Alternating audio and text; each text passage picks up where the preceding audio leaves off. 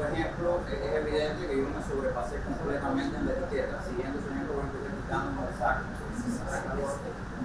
Lamentablemente no traje el shorts, pero obviamente para la etiqueta del evento lo debería haber hecho. Entonces, bueno, esta charla realmente no es exactamente de modelos matemáticos o computacionales de procesos biológicos. Es una charla que tiene que ver con experimentos. O sea, el núcleo duro de la charla de experimentos, pero hoy en día es posible tener resultados experimentales o hacer experimentos donde no haya alguna herramienta matemática o computacional que sirva para hacer los propios experimentos, interpretar los resultados de los experimentos. Así que, ¿qué remedio? Vamos a hablar del tema de la conferencia de un modo. Entonces, así que el título, para compensar, aunque voy a hablar en español, las transparencias o las slides van a estar en inglés. Se tradujo Living on the Edge, se tradujo vivir al límite, no exactamente vivir al límite, más bien vivir al borde, porque vamos a hablar de bacterias viviendo al borde. Supercontamination and other unexpected phenomena in life, supercontaminación y otros fenómenos inesperados en la bacteria, la más conocida, el prototipo de la bacteria, que todos tenemos en nuestro estómago, en nuestro tracto urinario y en muchos otros lugares. Rápidamente voy a presentar a algunos de los autores de este trabajo. Este es un trabajo hecho realmente en colaboración con el Laboratorio de Materia Blanda de PCI, la Escuela Superior de Química Industrial de la Vida de París. Y por acá tenemos a Andrés Figueroa, que estaba de postdoc en aquel momento, un grupo de trabajo, son varios años, antes y después de Nuri, y ahora está en la Universidad de Colorado. Jefe de ese grupo, Eric Temont, importante físico francés. Aquí está Aramín Rivera, escondida detrás de esa pared de una mano vieja. Gastón Niño, que estaba haciendo un postdoc durante el trabajo y su doctorado también en ese laboratorio y que hoy está en la Universidad Argentina. Ángel Lindner, que también es del grupo de Materia Blanda del FCI, por superior de física, y Rodrigo Soto de la Universidad de Chile. Y faltan dos o tres gente más.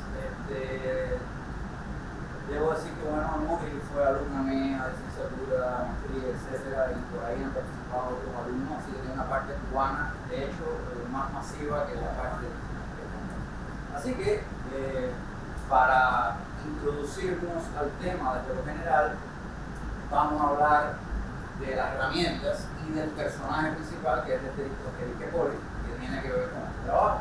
Vamos a hacer una nano introducción a la microfluídica y a la Escherichia coli. Vamos a hablar brevemente de un trabajo que no hice yo en particular, pero me parece interesante, que es el traqueo, el seguimiento en 3D de bacterias Escherichia coli, fluidos. Vamos a hablar de la llamada reotaxis en 3D y 2D. Vamos a hablar de la reotaxis en 1D, que es eso del borde, de vivir al borde, de caminar por los bordes. Vamos a hablar entonces de la contaminación a contracorriente, que hemos llamado upstream supercontamination. Supercontamination es una palabra bonita y espectacular para que la gente lea el artículo. Después vamos a hablar de la microfluídica en bacterial buffers, significa en embudos microfluídicos por lo que pasa en el bacteria. En realidad les digo un secreto, este trabajo, antes que de un lugar a pero ustedes saben que la historia después se y uno va de lo más elemental, aunque sea más espectacular, a lo más particular, y eso es lo que voy a hacer para que se entienda. Y después voy a hablar de algunas preguntas abiertas, semiabiertas, otras evidentes, otras triviales, en fin, vamos a hablar de no me voy a esforzar en hablar de la inteligencia artificial aquí, pero bueno, podemos estar hablando correctamente de la inteligencia artificial. Vamos a hablar de la microfluídica. En el mundo de hoy, la palabra, el prefijo mágico es nano, pero micro también es interesante. Se trata de la ciencia y la tecnología donde están involucrados pequeños volúmenes de flujo, de un fluido. Típicamente diámetro 9, diámetro 18 litros. Y usando canales del orden de las decenas o centenas de micrómetros. O sea, cositas chiquiticas que involucran poco líquido que tiene una serie de ventajas. Ya veremos las ventajas científicas para este trabajo, pero tienen otras ventajas. Si uno hace reacciones para detectar enzimas y cosas en volúmenes tan pequeños, uno gasta un poco reactivo, entre otras cosas. Uno puede tener una alta resolución, porque uno, no voy a decir que uno está trabajando a nivel molecular, pero bueno, es mucho más preciso, porque son volúmenes muy pequeños de lo que uno va a analizar. Y en general, los tiempos de análisis son muy cortos. Esas son las ventajas de la microfluídica para muchas cosas. La microfluídica se dice que fue inventada o concebida por cierto, señor Williams, fue concebida por este personaje George Whitesides, del Departamento de Química de la Universidad de Harvard. Fui suficientemente bueno como para poner una foto cuando todavía el hombre no estaba al cargo. Pero bueno, no estaba joven y no ando con avión. Así que vamos a hablar rápidamente de qué es lo interesante, que no lo dije antes también, de la microfluídica. Lo interesante es que cuando uno hace canales muy pequeñitos y pasa flujo por esos canales, uno no tiene turbulencia. Así que uno mide la turbulencia o la aparición o no de turbulencia se decide por el compañero número de Reynolds, que básicamente es el cociente entre la inercia de un flujo que va caminando y la viscosidad del flujo. Si la inercia es muy grande, pedacitos de volumen del flujo se revuelven de forma turbulenta. Comparado, ahora si la viscosidad es muy grande, entonces esa turbulencia ellos no se pueden caotizar, cuidado con la palabra tanto, sino que van caminando linealmente. Así que si uno tiene un tubito suficientemente fino y el flujo va caminando por el tubito suficientemente lento, por ejemplo, para velocidades entre 1 micra por segundo, 1 centímetro por segundo, y para radios del tubo, en este caso estoy usando la fórmula para un tubo cilíndrico entre 1 micra y 100 micras. Cuando uno encaja esos números aquí en el número de Reynolds, en la fórmula del número de Reynolds, que es adimensional, pues se obtiene el número de Reynolds del orden muy pequeñito, del orden de 10 a la menos 6 a 10, y eso implica que no hay turbulencia. En cualquier cañería uno mete agua, se forma una turbulencia, no. En un microcanal uno mete su agua con su bacteria o su medio de cultivo con su bacteria y todo es lineal y fácil de estudiar, y todo es una maravilla y se pueden aplicar tecnologías de detección de forma muy sencilla. En parte es un poquito como la nanociencia, perdonen que haga la digresión, pero veo este aquí en primera fila, no puedo evitar decirlo. Yo diría que la nanociencia es facilitar el desarrollo teórico, o sea, técnicas experimentales que han evolucionado durante mucho tiempo para miniaturizar, termina que tú lo que tienes ahí son 10.000 o 20.000 átomos, y entonces eso es más fácil de teorizar. Realmente se pueden calcular las cosas, así que de alguna forma en la nanociencia el experimento ha llevado a la teoría a un nivel de precisión mucho mayor. Es muy interesante, son las dos cosas interactuando, y en alguna medida esto es parecido, ¿no? De chiquitito tienes flujos lineales y puedes hacer un montón de análisis que antes no puedes hacer, matar bajo una tubería con turbulencia y cosas así. Voy a ir muy rápido por aquí. Fabricación de microcanales, técnica típica, fotolitografía. Uno hace una especie de molde, fotolitografía clásica, como la que se hacen los circuitos impresos, los circuitos impresos también, pero los integrados, etcétera, desde hace un montón de años, medio siglo, poco menos. Lo interesante es que uno hace en silicio, uno hace el negativo de uno como uno quiere que sea el canal, incluso lo hace de silicio por técnica fotolitográfica, luz ultravioleta, ataques con ácido, etcétera, etcétera. Y lo interesante, lo diferente de la fotolitografía, de la microelectrónica, es que uno lo que le pone arriba es un polímero muy transparente, gomoso, el PDMS, son las siglas, no me pregunten por el nombre de la sustancia química exacta, porque se trabaja en.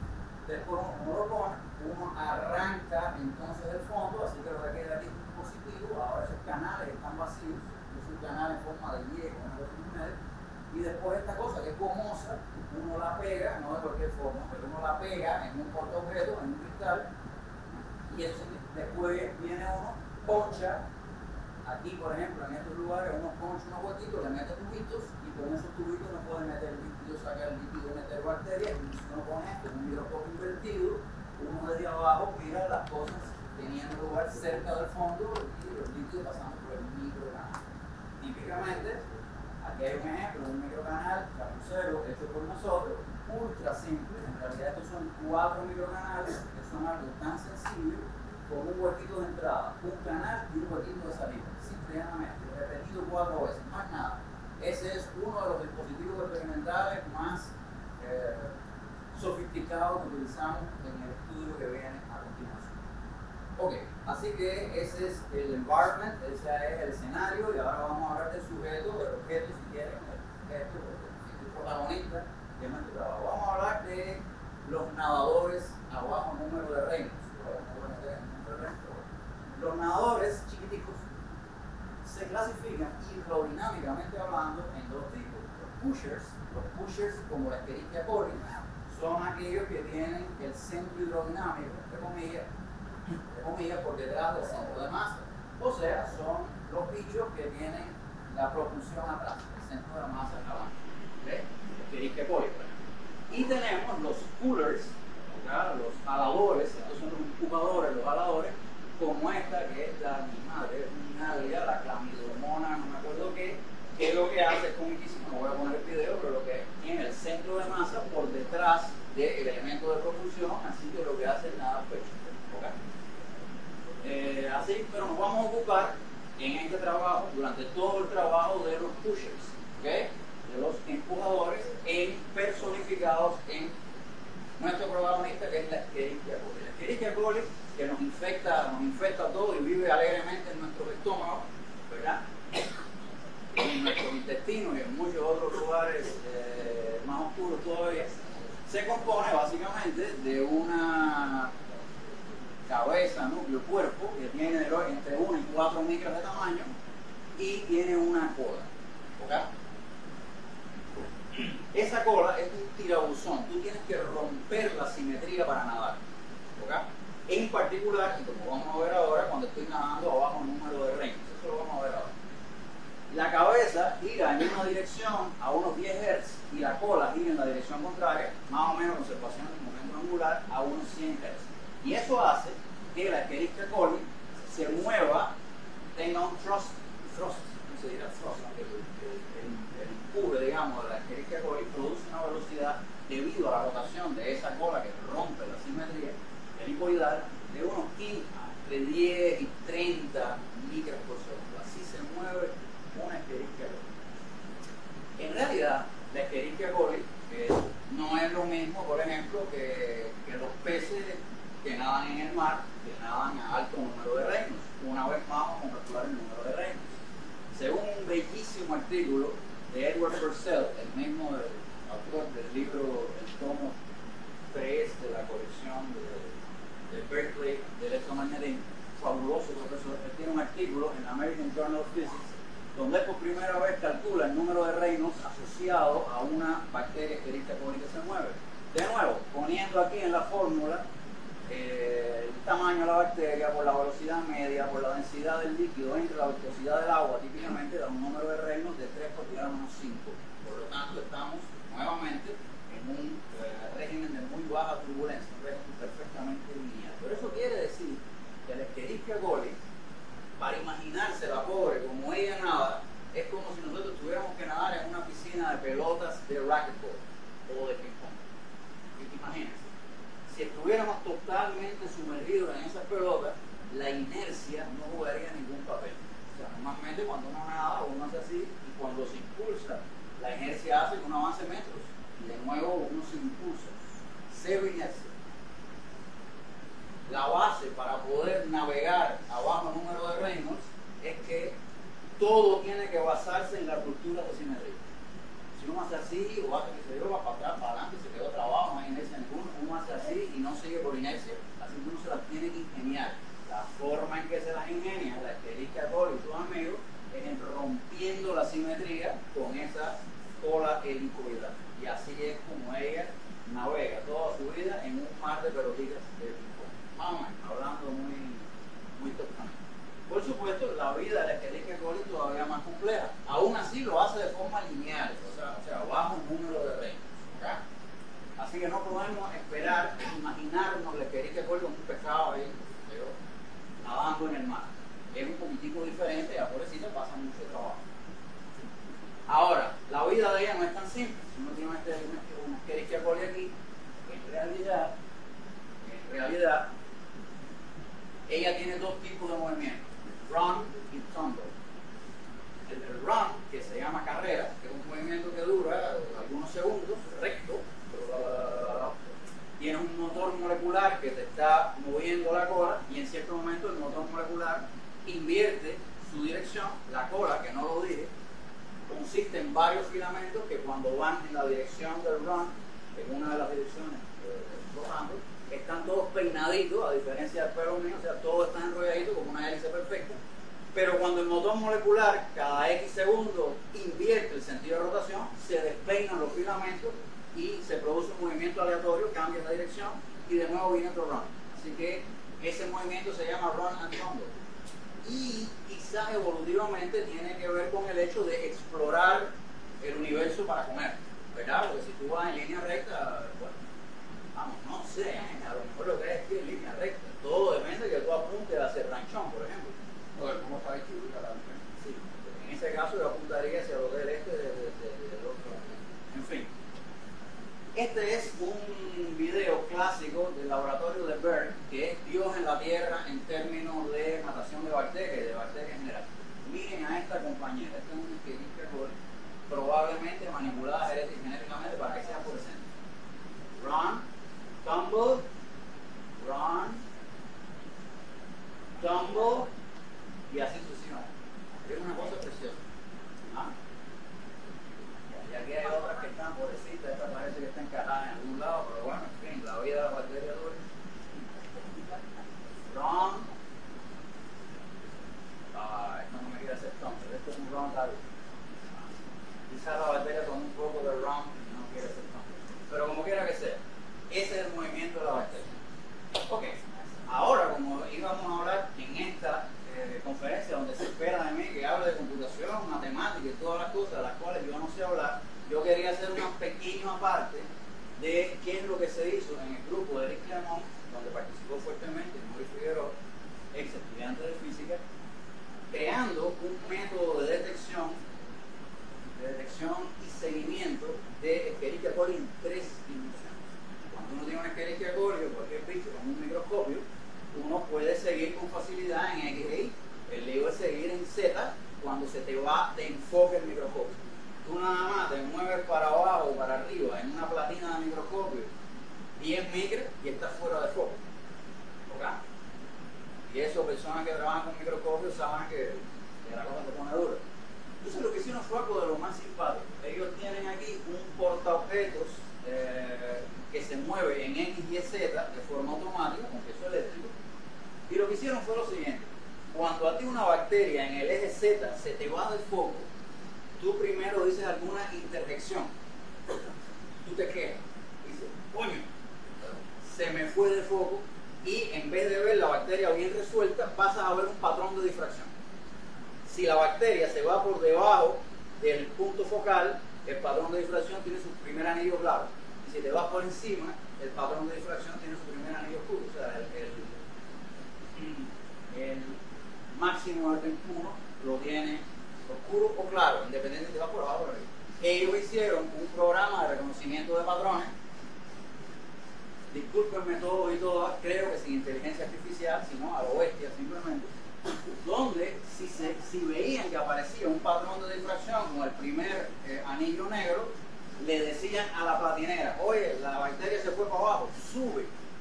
Y si ocurría lo contrario, el programa decía, oye, la bacteria se fue de foco pero para arriba, baja. Y entonces simplemente el sistema, el stage, se movía en X, Y, Z, retroalimentando con los patrones de difracción. De tal suerte que la bacteria, respecto al laboratorio, siempre estaba fija. ¿Cuán frustrante puede ser eso para una bacteria? ¿Ok? Tú estás esforzado nadando en medio de todas las pelotas de ping-pong esas, estás en el único lugar del universo. Mentira, para ella no hay ningún problema porque está explorando diversos lugares donde está la comida. Pero nosotros que hacemos el papel de Dios aquí, estamos en el laboratorio, nos burlamos de que están en el mismo lugar. Pero bueno, en fin, eso es solo una disquisición filosófica. Y lo que puedo decir es que esto nos enseña cómo el uso de las leyes de la física sencilla, de las cosas que te recondenarían I'm going to translate that word for you later on. Que te recomendaría, the thing that pisses you off, you use in a good way to solve out the problem. Esas cosas que te molestan, usando las leyes de la difracción, usando una programación inteligente, con inteligencia natural, no artificial por el momento, tú puedes seguir o mantener la bacteria en un punto. Pero como tú guardaste en memoria todos los movimientos que hiciste con Stage, tú simplemente le pones un signo menos y es entonces el movimiento de la bacteria. Y entonces ellos lograron obtener trayectorias bellísimas 3D. Estos no son bacterias, estos son simplemente bolitas puestas en un flujo. Se ve que se mueven de forma recta según el flujo. Y estas son las bacterias. Run, tumble, run, tumble, run, tumble, run, tumble, and so on.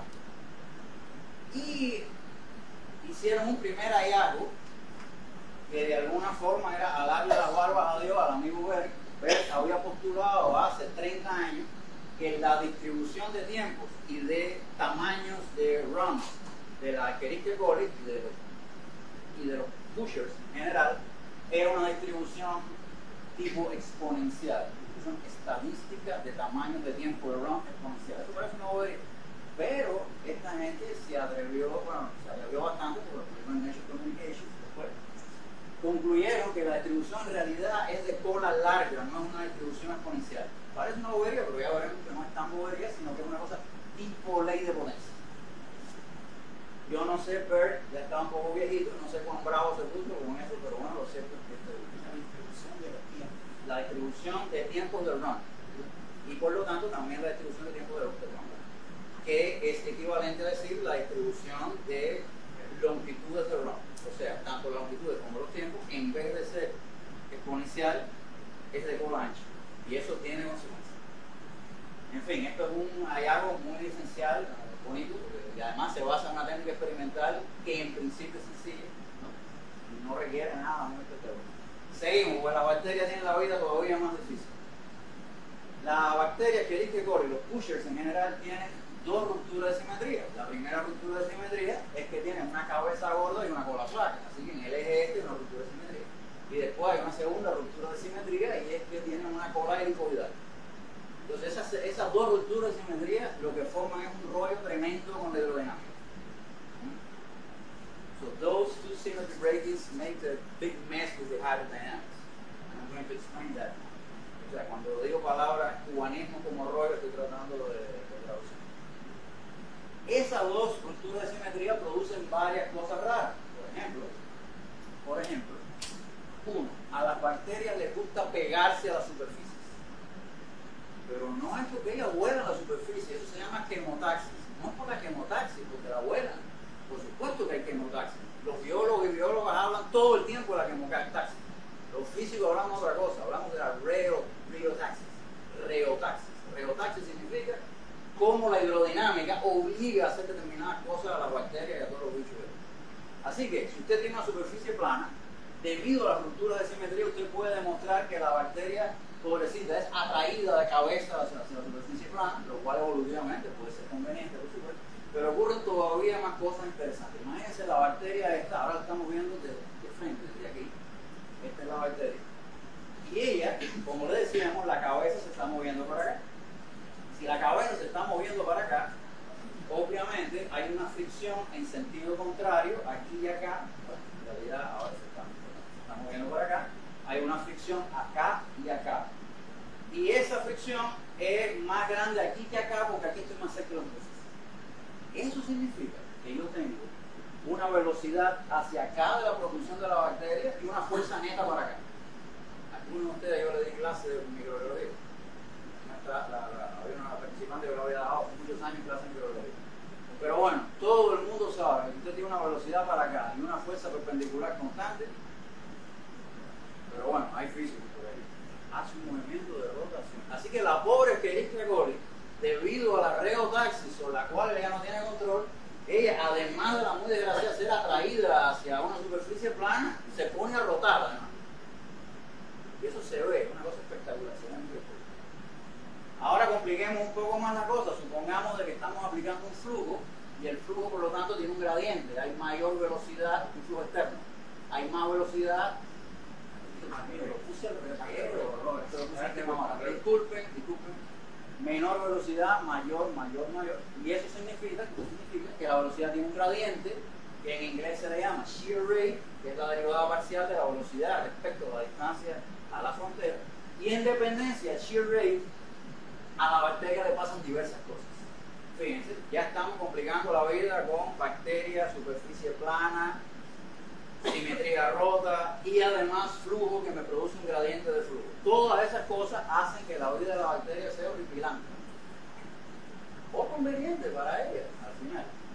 Vamos a suponer que aquí no hay flujo, estamos mirando con un microscopio invertido, estamos mirando desde la frontera del vidrio por abajo las bacterias que ya, pobrecitas, ya se pegaron irremisiblemente a la parte de abajo. Aquí cuando no hay flujo, fíjense que como hay secciones circulares, debido a este movimiento circular, las secciones circulares se han interrumpido. ¿Por qué? Porque en el run tiene sección circular, pero eventualmente hay un cambio. Por cierto, eso no se había visto en la literatura. No se había visto que esa era la posible causa. Una vez que discutiendo con Clermont, le dije, a mí me parece que las bacterias se despegan porque el tumbler también funciona en la circulación.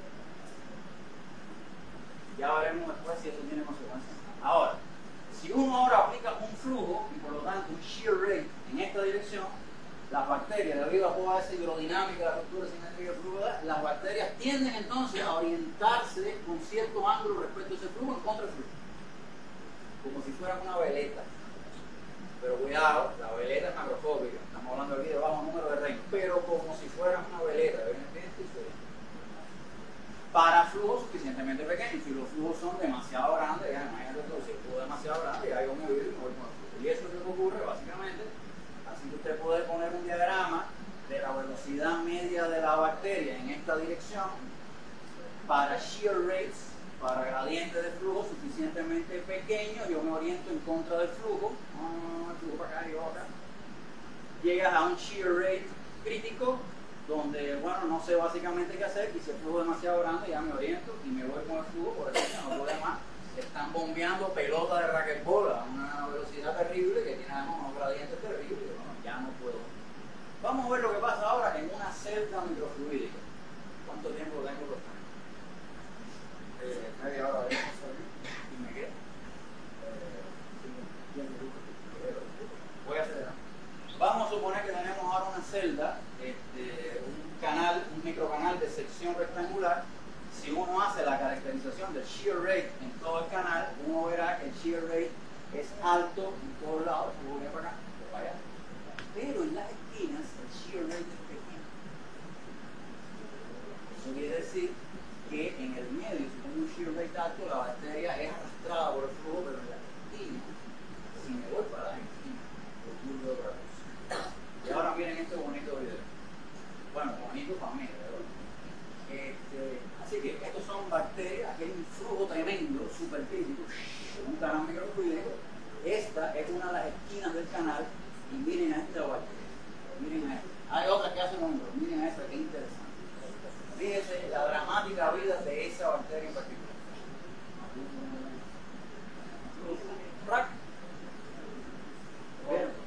La bacteria hizo así, fue atraída por el borde, de hecho fue atraída por la edge, por la unión de las dos fronteras, y la pobrecita estaba arrastrada por el flujo y llegó aquí, y bueno, entonces se me fue, pero bueno, estas entonces lograron, aprovechando el bajo shear rate, en moverse contra el flujo, a pesar de que el flujo es enorme. Así que imagínense ustedes que ustedes le ponen una sonda urinaria, hay un flujo hacia afuera, pero si la bacteria adivina alguna grieta por el lado, la misma frontera, las cosas que pueden pasar. El flujo puede ayudar a orientar a la bacteria en la dirección que no queremos. En fin, así que pasamos a un experimento de kindergarten, ¿verdad? Tenemos aquí una cerca microfluídica, aquí estamos mirando con un microscopio por abajo, estamos mirando por ejemplo esta región, es un artículo que publicamos en Science Advances en 2020. Así que por aquí entra fluido limpio, era fluido limpio lo que entraba, y aquí tenemos una reserva de bacterias. Y vamos a ver lo que pasa. Así que tenemos flujo para acá, que en los próximos videos que vamos a ver flujo de arriba hacia abajo. Y vamos a ver videos de en los primeros no sé cuántos segundos, en los otros no sé cuántos segundos, en los otros no sé cuántos segundos. Y vamos a hacer un traveling, la gente de los camarógrafos por allá, vamos a hacer un traveling donde vamos a ver lo que está ocurriendo desde el reservorio de bacterias para arriba. Es un enorme viaje, o sea, cada bacteria esta tiene algunas micras y es un enorme viaje de 14 milímetros. Enorme viaje. El flujo es violento para acá. Así que aquí lo que tenemos es esto. Okay.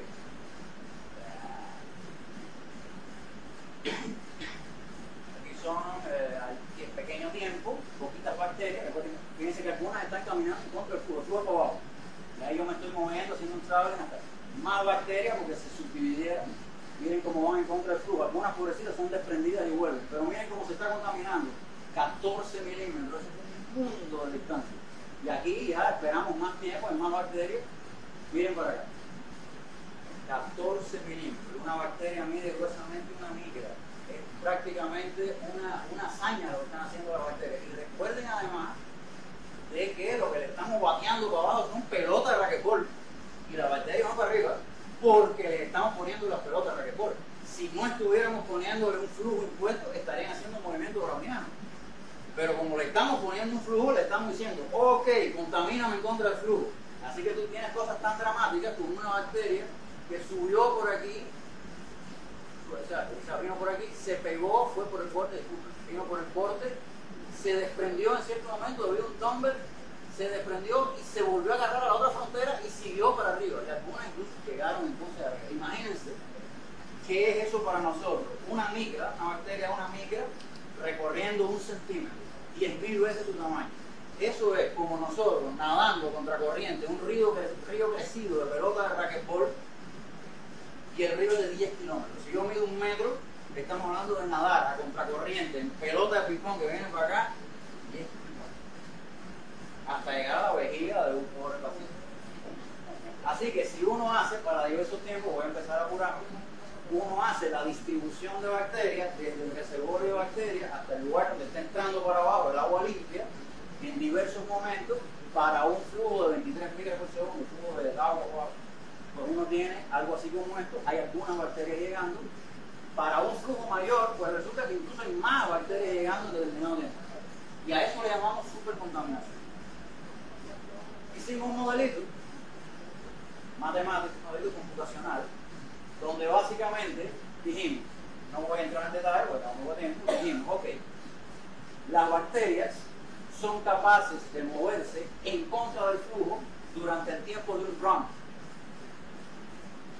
Y eventualmente hay un tumble con una cierta distribución estadística, o distribución estadística, tamaño del run, donde la bacteria se desprende y se mueve para atrás otra longitud característica. Esas dos longitudes características las sacamos del experimento e hicimos ese, no sé si llamarle, no es exactamente un autómata celular, pero es un modelo computacional.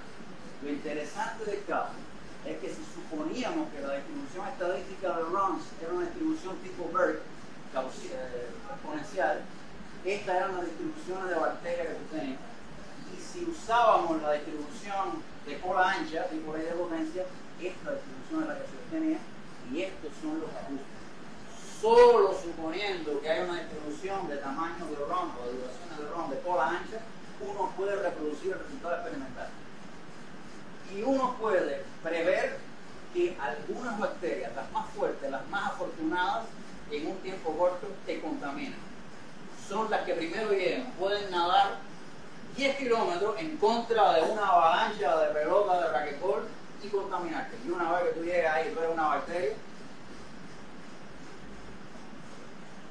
no quería decir que se despegó la red, pero bueno, la cosa se puso mala porque te empiezas a dividir y aparecen más y más y más bacterias y infecciones. Y a eso le llamamos rimbombantemente supercontamination. Pero ahora vamos a hablar de algo más sencillo. Vamos a hablar de microfluídica, pero vamos a hablar de embudos.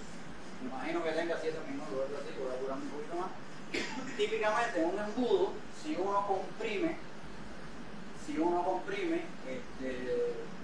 o si uno está fluyendo un material en un embudo, obviamente, si hay una constricción, tú esperas, no sé, que haya más, se trabe el embudo del lado acá. Eso es lo que esperas. Este es un experimento en realidad que nosotros hicimos antes. Y yo dije, bueno, ya que yo trabajo en medios granulares, vamos a ver qué pasa si los medios granulares ahora son bacterias. Media arena, bacterias. Y lo hicimos con bacterias. ¿Okay? Así que el experimento es tan simple como meter un flujo, a diferencia del experimento anterior, este flujo no es agua limpia, es agua con bacterias. Es un cultivo de bacterias y yo lo estoy metiendo para acá. Yo esperaba que lo que yo quería, aquí entre nos, lo que yo quería ver en el experimento es que ocurría como en los medios granulares. Si había baja densidad, simplemente las bacterias se movían por aquí, igual densidad aquí que aquí. Y si seguía subiendo, si subía la densidad de bacterias, yo esperaba ver una dinámica intermitente, como a veces en los relojes de arena, bultos de bacterias. Y si subía más la densidad, hubiera jam, o sea que se trababa el embudo. ¿Y qué es lo que me encuentro? Lo que me encuentro es algo que no sirve. Bueno, esta es la microscopía experimental, el microscopio, no sé qué. Y lo que me encuentro, vamos a empezar por aquí, lo que me encuentro es algo inusitado que Eric Clemón no se quería creer cuando yo le decía lo que ocurre. Bueno, yo tampoco me lo quería creer. Este es el embudo, ¿ok? Yo estoy metiendo un flujo de bacterias de aquí para acá. Algunas bolas que se ven pasar son trazadores que uno pone para medir el flujo. Así que va el flujo de izquierda a derecha. Esto te dice flujo. Fíjense que extrañamente hay más densidad de bacterias de izquierda que a la derecha. No me lo quiero creer, perfecto, vamos a invertir el flujo. Invierto el flujo. Y si tenemos un poquito de paciencia y esperamos que toda la dinámica de la bacteria evolucione, bueno, ahora los flujos están medio iguales. Recuerden que el flujo está para acá. Y si espero suficientemente tiempo, se vuelve a romper las bacterias se acumulan en el lugar equivocado.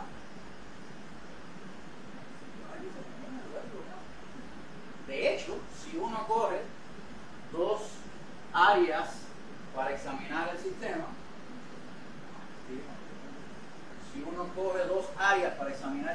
número de bacterias a la izquierda, número de bacterias a la derecha, y suponemos que el flujo está de izquierda a derecha, podemos definir un parámetro de orden, como decimos los físicos, pero eso es una palabra rimbombante, para decir que es un parámetro que si las cantidades de bacterias son iguales, si el sistema es simétrico, simplemente es a cero. Y si todas las bacterias, por ejemplo, están aquí o allá, pues entonces el sistema tiene un valor máximo, 1 o no sé. ¿Okay? Y lo que ocurre es lo siguiente. Esta es la velocidad del flujo que le estoy imponiendo y este es el factor, el parámetro de orden, o el factor de asimetría. Bueno, primero que nada, lo primero que hicimos fue alcoholizar a la bacteria. Muy apropiado en el lugar donde estamos, que uno por la tarde puede alcoholizarse. Bueno, alcoholizamos la bacteria. En el caso de la bacteria, las bacterias mueren. ¿Okay? Si las bacterias mueren, son simplemente bolitas de 2 micras y el parámetro de orden es 0. Hay igual densidad de bacterias muertas aquí y aquí. Esas son bacterias alcoholizadas. Son 2. Y, bueno, por lo más cercano a vodka, que es alcohol etílico. Pero si las bacterias están vivas, resulta que hay una clara ruptura de simetría a favor de la mayor densidad en el lugar equivocado. Por supuesto, si el flujo es muy pequeño, no hay ruptura de simetría. Las bacterias no tienen reotaxis para aprender que deben hacer cosas extrañas. Si hay demasiado flujo, bueno, el flujo se lleva a las bacterias y es como si estuvieran todos borrachos. Pero hay una amplia región de flujo que tú impones donde se rompe la simetría. Y nada, aquí está. Además, una cosa rara, que Eric Clemón me tenía seco con él, es que si uno hace la distribución, este es el centro del canal, si uno hace la distribución de densidad de bacterias, además de haber más del lado de acá, esto está para acá, más del lado de acá que del lado de acá, además es un efecto de largo alcance, muy largo alcance. Y eso está raro como el mismo. Por cierto, esto es simplemente para ejemplificar lo que ocurre con las bacterias muertas. Son trayectorias de bacterias muertas. Como estamos en un evento donde la computación tiene que ver, yo debería explicar cómo se dice eso gráfico, pero no lo voy a hacer ahora mismo. Se restan fotogramas sucesivos y después se solapan. Es una técnica muy simple. Esto es lo que ocurre en bacterias vivas a cero flujo. Fíjense los pedacitos de trayectorias circulares. Esto es un flujo intermedio. Fíjense que aquí es bastante recta la trayectoria y de golpe aquí son como arcos. Y para un flujo grande, pues todo el mundo se va a aplicar. Flujo así. Siempre, siempre el flujo, gracias, está de izquierda a derecha. La acumulación de bacterias es en el lugar equivocado, a la derecha. Después, estos fueron mis primeros traqueos, cuando no existía la inteligencia artificial, sino la inteligencia natural de un cubano, Nacho Cava. Yo me puse a traquear a mano las bacterias y descubrí que las bacterias, vamos así, algunas venían, se iban para acá, por cierto, ellas en el espacio en 3D hacen tirabuzones, que vamos a entrar en eso. Pero yo observaba, por ejemplo, que ellas venían extrañamente por el borde. Cuando llegabas aquí, como es más estrecho esto, aumenta el shear rate y te desprende, pero eventualmente vuelve y te engancha y sigue, y esto ocurre una y otra vez. Este trabajo fue primero que el otro, este fue el que introdujo el otro trabajo, pero bueno, yo lo pongo así porque es mi caso particular del otro. Y ahí fue donde nos dimos cuenta de que había un mecanismo que estaba funcionando. Ok, no lo voy a aburrir, pero esta se puede trabajar desde el punto de vista de la cinética física del sistema como una ecuación de atracción-difusión, un término difusivo del movimiento de las bacterias, un término afectivo que tiene que ver con el líquido arrastrándote, y una fuente de aparición, desaparición de bacterias, y yo decidí que esa fuente era el borde. Todavía ni siquiera teníamos un microscopio que pudiéramos ver también el borde, poner un poquito un hueco negro, y yo decía, bueno, yo veo bacterias que vienen del borde y que salen del borde. Una noche fría en Noruega me puse a sacar a mano las bacterias que salían y entraban al borde, a mano, pedacito a pedacito, así que pude construir la función de entrada y salida de la bacteria del corte a mano con inteligencia artificial. Reconozco, hubiera sido probablemente mucho más rápido. Y cuando tú insertas ese valor, bueno, para mí es un trabajo que disfruté mucho, un machaque de río, cuando tú insertas eso ahí y pones los demás parámetros experimentales, bellamente eres capaz de buscar la función. Perfectamente. Y con eso estoy casi terminando. Me pedían pronósticos, predicciones, bueno, no hay mucha predicción, pero voy a hablar de una aplicación y una explicación, que de alguna forma son predicciones. Por ejemplo, imagínense, que eso es una visión mía, imagínense que tenemos en un sistema microfluídico, o no microfluídico, tenemos bacterias vivas y muertas, o bacterias con alta y con baja motilidad. En ese caso la pregunta es, en vez de poner un filtro, ¿no sería suficiente que yo aplicara un flujo? Si yo aplico un flujo, suficientemente controlado, las bacterias vivas van a ser atraídas hacia la fuente donde comienza el flujo, y las muertas se separan por ahí. Y eso yo le pudiera llamar active sieves, o sea, filtros o tamices activos, que se basan en que las bacterias me hagan el trabajo. En vez de poner un filtro que pasa, que están vivos, y entonces coger un producto químico, las detecta y no las detecta. Bueno, yo pienso que se pueden fabricar filtros activos de este tipo. Y lo otro, sobre lo que quería hacer énfasis, es lo siguiente. Esto es un corte de, creo que de Uret, el conducto que va de la vejiga a los riñones, pero es un corte. Y ese corte, uno piensa que es un tubito, es más bonito, no es un tubito, nada. Tiene justamente el tipo de edges, el tipo de bordes que le gustan a las bacterias para navegar en contra de la vida. Si usted saca la cuenta del tiempo que demoraron las bacterias de nosotros en recorrer los 14 milímetros, y usted lo escalera y saca el tiempo que demora en llegar a una bacteria desde el extremo externo del sistema urinario hasta la vejiga o hasta los pulmones, hasta los riñones, 15 centímetros, pues resulta que todo cuadra. Así que a lo mejor ahí hay una explicación gracias a que tengo un flujo para afuera. Entonces, gracias a eso, debido a la reotaxis, ocurre la infección. Y bueno, quería simplemente, bueno, no voy a leer conclusiones porque he sido suficientemente enfático. Tampoco quería enseñar esto, pero sí quería enseñar una versión de lo que sería el run and pump, ¿no? Y uso aquí una palabra que le gusta mucho en la literatura, que es uncoordinated suggestion, que es cuando la bacteria invierte el motor molecular o fragmentos. Y con eso termino.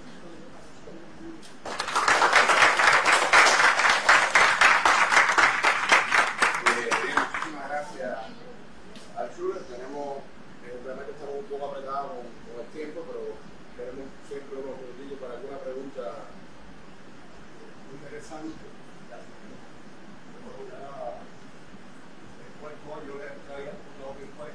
¿Qué pasa con las células de la sangre? Es algo similar, que ellas se van moviendo, hay regiones donde hay distribución de bacterias por arteriosclerosis. ¿Qué pasaría?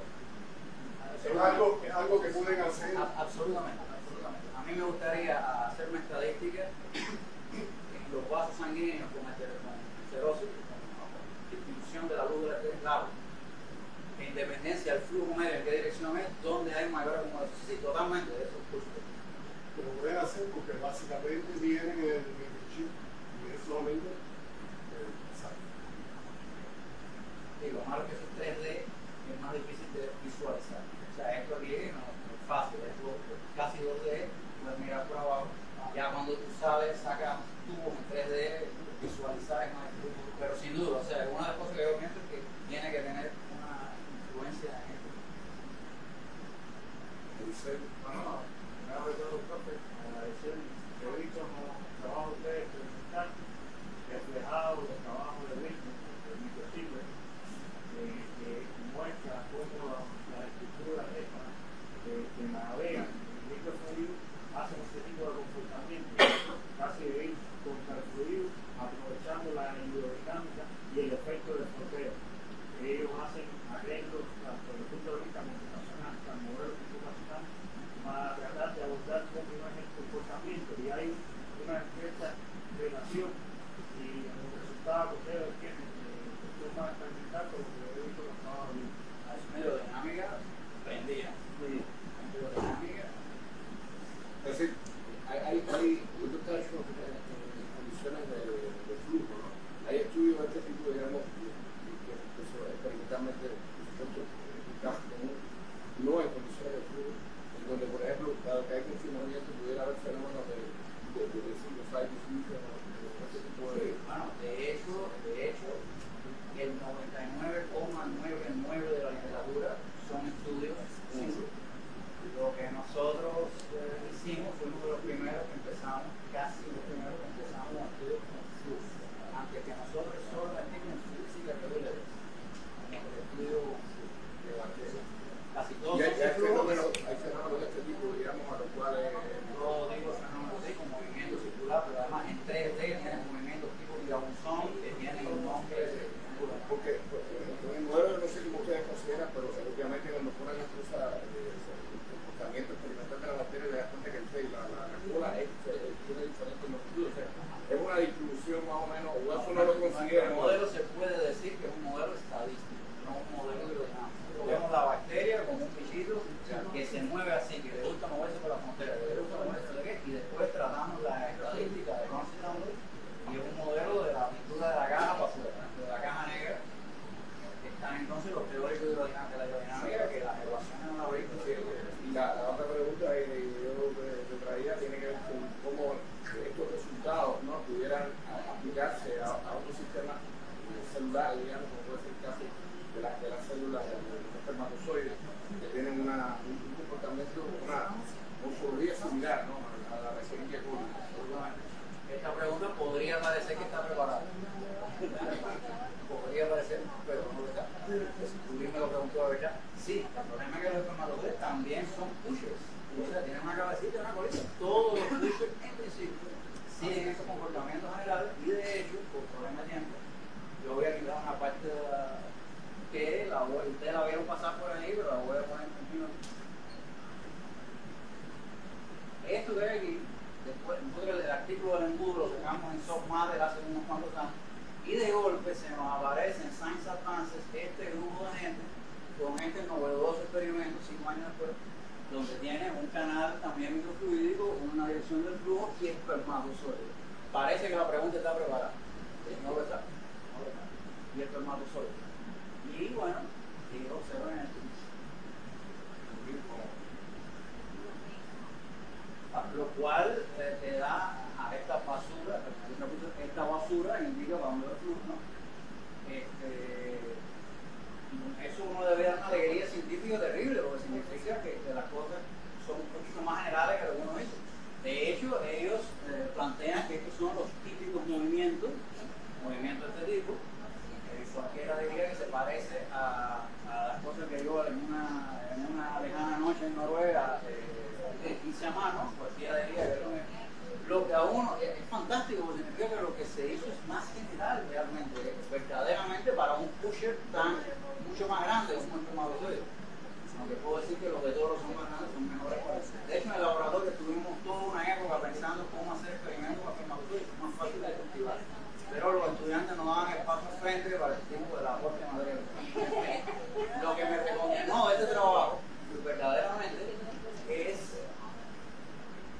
primero publicaron en Science Advances, en fin, fíjense lo que hace un título.